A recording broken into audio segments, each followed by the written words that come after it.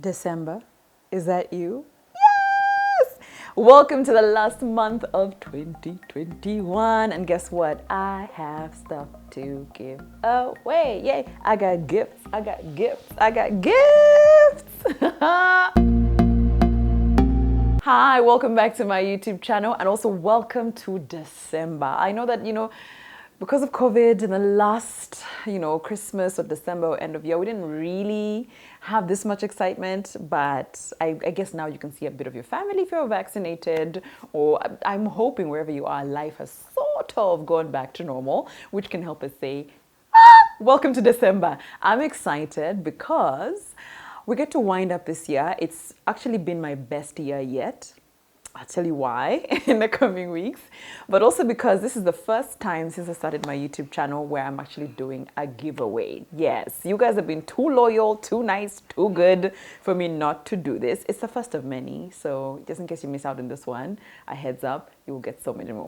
But anyway, welcome back. If it's your first time here, this is, I like to call it a safe space. We get to just chit chat about life. We can delve into everything from mental illness to our businesses, to our money, to our glow up. Yeah, it's a safe space to grow and, as I always say, thrive. Okay?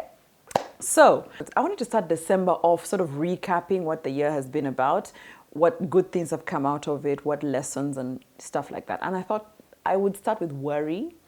The biggest problem I had maybe even the past years, was anxiety, just worrying what the future is going to look like, what that day is going to look like, what tomorrow will be like, what the next hour will be like. And that was the biggest obstacle to my success, biggest obstacle to my happiness. And I figured, let's start there. So this might even look like a continuation of our mental health discussions, take it as you may. But yeah, so I think if you look back, and I'll try to link up the video I'm talking about, I think we're ending the year and I was talking about how I was pregnant. So I had anxiety and I was saying, oh my God, I don't know what my life is going to be like. I don't know what my child's life is going to be like when he comes into the world. I was just negative. I just didn't really know what to celebrate, what not to celebrate. And I think I sort of kept that same mood going into 2021, where I would get into the week and not know what the week is going to look like and just be sad about like tomorrow, saying like, oh man, things are not going to happen for me. And you know how that thing will say you reap what you sow? It's so right. Like the negative thoughts you keep imparting in yourself. When you say, I don't belong here, this will never happen for me, I'll never make that, I'll never find this relationship, I'll never be happy here, it kind of happens. So I experienced that at the fullest last year going into this year. So I know very much so.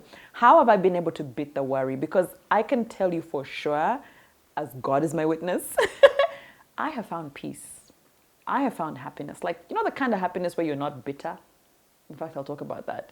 Yeah, where you're just like happy about stuff. Like you're watching the world, like you're excited about tomorrow. You're like, let me tell you, like I sleep, just like, can we wake up? Can we get in tomorrow? Because tomorrow is awesome. I'm going to enjoy it. So how did I come from being somebody with so much anxiety and so much worry to this person? Point number one is planning. I know I kind of say planning all the time, but this is a different planning. See, what used to happen before is that I would plan from a point of worry. I'd plan from a point of things might not work out. I'd plan from a point of people might disappoint me. I'd plan from a point of I'm not as good as they think I am, so I probably won't be able to do that.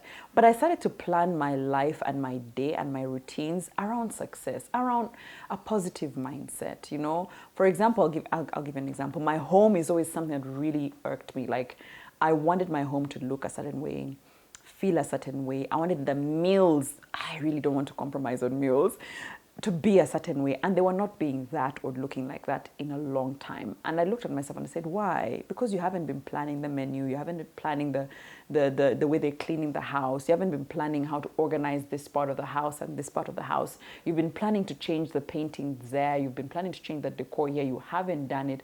What has been missing? So I became intentional. I became intentional in the sense of, okay, this month, this is what I will do. And not do everything at once, because also that doesn't help your anxiety. Don't say you're going to repaint the entire house and change all the couches and friend, no.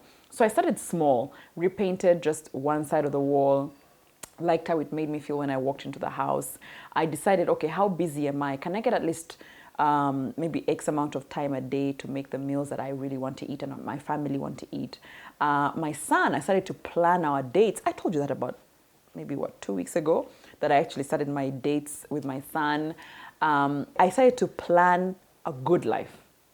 Yeah, it's actually what I was doing. I planned a good life. So not planning as in how much money shall we make next year? What kind of work are we going for? No, I planned intentionally the good things. So if I want to eat a good meal, I planned on how, the menu, the recipes, the ingredients I'm going to shop, as in everything that would make me happy, I started to plan around that. I used to think swimming made me happy. So I'd plan a lot of swimming dates. I'd get to the pool. You know how we do chicks, eh? You sit, you look nice, but you're just chilling and lounging and not actually swim. So I canceled things like that. I replaced it with things that actually now make me laugh, bring joy into my heart, make me fulfilled. So I realized a lot of the fulfillment came around my family, which is, my husband and my son. And so a lot of my day or my weeks are planned around them. So like whatever time is after that is what I get to use to socialize with the rest of the world. So if you call me to meet you and there's date nights or there's time with my son, I'm sorry. Why? Because I realized that I used to prioritize every other thing, the social life, be at brunches with people, be at lunches with people, and that didn't really make me fulfilled. So yeah, part of removing worry is prioritizing and planning on the things that make you happy. And also in regards to planning, I like to plan for the surprises. Okay, I'll tell you this. So so-and-so's birthday is coming up. This anniversary is coming up. That this is, for example, I schedule a massage. Every 30th or 31st of the month, I go for a massage. It's my gift to myself at the end of every month. I earn it. In fact, I save up for it. So I plan for things like that. I plan for what would have been a surprise, but I plan for them. What I add as an element of surprise is that maybe I'll call ahead at the spa and tell them, send this gift card on this day so that I'm like reminded of the nice things that are going to happen. So on this particular day, they'll send you a gift card to say, hi, Flavia, reminding you to come for your self-love session at the spa. And you're like, nice. So you're planning, but it's still like sparks joy because it's a nice thing about to happen.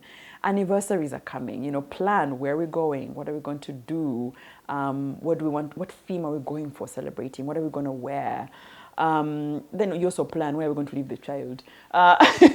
So you plan for the surprises. So you don't just wait for them to just stumble upon you like, oops, it's someone's birthday. What are we doing? Where are we going? You're going to be stressed. So I plan even for the cool stuff. I plan for stuff that spark joy. The second thing that has helped me sort of rid myself of worry and be happy this year is, who do you lean on? And that's a very deep question, because if you asked me 6 months ago, who do I lean on for happiness? I would have named all of my friends one by one, or named a cup of nice ginger tea. Guys, have you ever heard me order for tea at a restaurant? Do you know what I say? I would like African tea spiced. More ginger than tea. So it makes me happy. But no, that's not what I lean on. I found God. And I know God. But like in a different way. When you trust in more than a human being, one who will let you down, one who will disappoint you, whether they like it or not, one who's human, so they'll definitely err. Like, it's hard because you're going to give so much of expectations to the other person and say, I expect you to love me. I expect you to accept me. I expect you to think for me at this point, so that's too much, and you will strain the relationship you have with the other person. So I chose to let my relationships be relationships, let my friends be my friends, let my spouse be my spouse, and not lean on them for acceptance. So I instead lean on God. Now, it could be anything for you. I'm not really telling you to follow this. But for me, I found God in a different light, where for me, I know my God says A, B, C, D. This is who he says I am. This is who my God is. And because that's what I lean on and I anchor on, I'm strong. I'm good. Something happens, the winds blow. Me and God, we got each other. Okay. The third thing, do you remember when Beyonce sang, okay, ladies, now let's get information? And you were like, yeah, it's a nice song. Information is key, okay? When you do, guys, ignorance is not bliss. Let's not even lie to ourselves. I found that a lot of my issues were because I did not know. I say, I'm worried about the future. Which part of the future? Finances.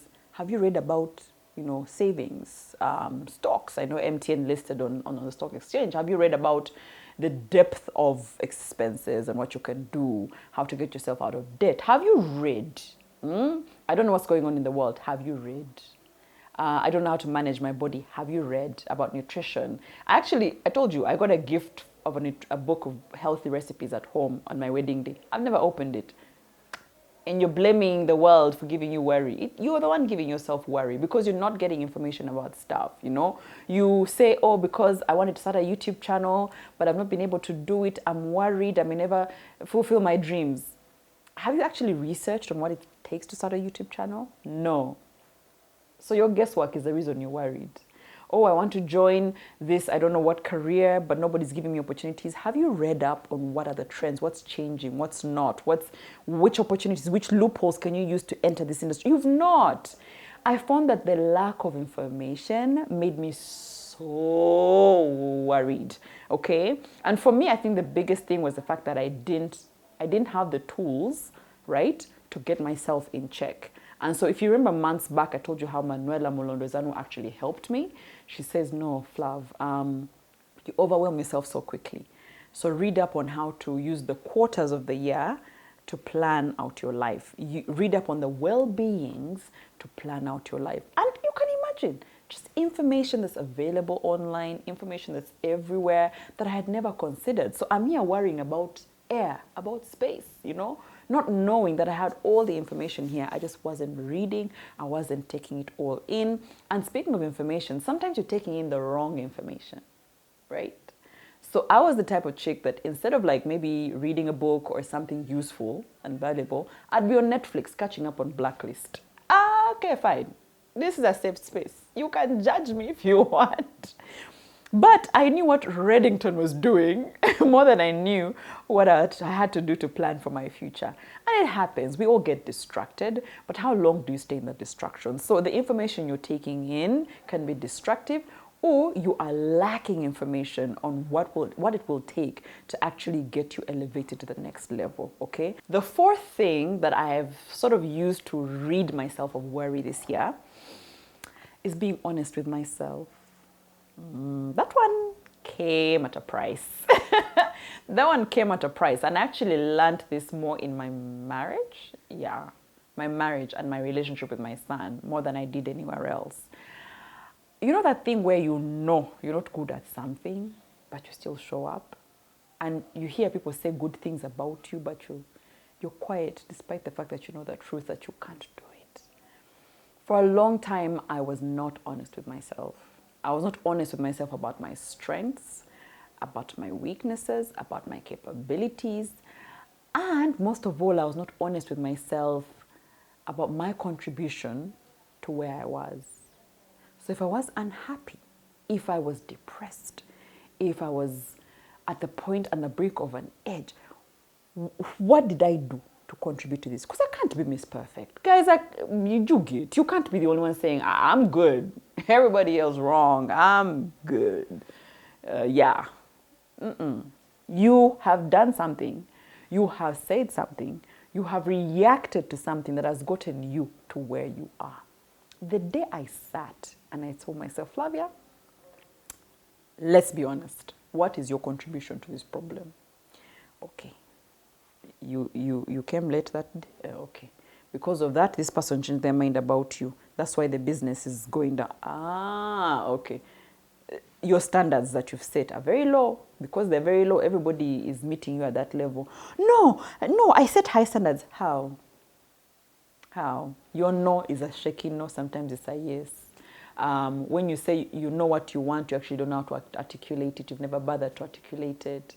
The business, you have a business account, but sometimes that money comes from business to personal because YOLO, you only live once, so you try and just say, you know what, it's funny, I'll make that money back. So you've emptied your business account, and yet you're here telling us how come your business is not thriving. So it's your fault. I don't know if I'm shaking tables that have real drinks, but it's your fault. It's your fault. Yes, other people did something, but also it's your fault that you are failing. It's your fault that you don't have what you thought you would have had by now. It's your fault that you're not where you should have been by now. It's not your mother's fault, your father's fault, your husband's fault, your wife's fault. Who? Nada. You. Yeah, check yourself. Me, I had to check myself. Ever since, I remember my metron, who's also my friend, told me that when I got married, I started just not knowing the aspect of time. That she would call me to something and I say I'll be there at 3 and I'm there at 5. And it's the truth. I'm checking myself. It's the truth. Do you know what I'd blame it on? You know, I'm married, so I had to first arrange the home, then I take my husband, then my child, so I can't be here on time. You know these things. And I'm like, I can't be the only one who's married with a child. Why am I claiming that's the reason I'm late? Why? It's because I didn't plan the day before. Now I'm here rummaging through my entire closet for an outfit. You're trying to tell me, Flavia, you could not plan the outfit yesterday. It's as if you got to know the plan was today. Now you're rummaging through things, you're late, you're annoyed at the people you've left in the house, you're annoyed at the people you're going to find. But whose fault is it? Yours. And the other place I had to really be honest with myself, and I know I'm going to have a whole conversation about being feminine, is that I used to tell myself being a tomboy, not wearing lipstick or doing your hair or just making an effort in your looks. I used to tell myself, man, you're winning, you're cool. And so one day I told myself, Flavia, let's be honest. It's not that you're lacking these clothes. You're not lacking the makeup. You're not lacking the money to go to the salon. What is your problem? Why are you comfortable with mediocre? Like, why are you happy with your nails being undone on camera? Okay, not today. I'm popping today. But, just sitting down and telling yourself, what have you earned from being average? Talk to me. Nothing. Well done. Now, spruce yourself up, beat yourself up, organize yourself up, and look the part. That's it. No science, no Superman, just being honest with yourself. Lastly, the one thing that has really helped me is submission. Not the submission you all think about in relationships. I mean the submission to change, the submission to life. Many would call it surrender, I guess. But it's the allowing for life to happen. It's the allowing for me to not be greater than everything happening. Okay, we have a thing in Uganda where they say you're a celeb to mean you're a celebrity. But there's that thing where you humble yourself to life, to situations, to people, where you tell yourself, I can learn from anyone, I can learn from anything. When you go about life that way, it tends to beat you less. You tend to worry about things less because you're submitted to learning in every moment. You're submitted to learning from anyone at any point, That humility in life has brought me in so many places. The humility to even say I was wrong or, okay, I was right, but in this case, it's not about winning. It's about changing each other. You get, like, I wish I had all the English to explain that humility, but it's there. It happens where winning is not everything, where in fact in a moment where you should win, where you know you're right, where you know you've done everything right, you tell yourself, what's for the greater good? What's the bigger picture here? Okay, I'll humble myself and submit to this moment and say it has happened. Let me help us elevate to something bigger than this.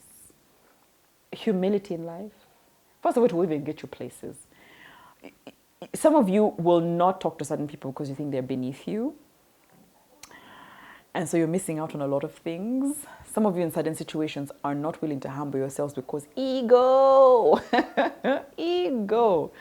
But just learn in every moment. Just submit yourself to learning from anyone and learning from anything. And you will see.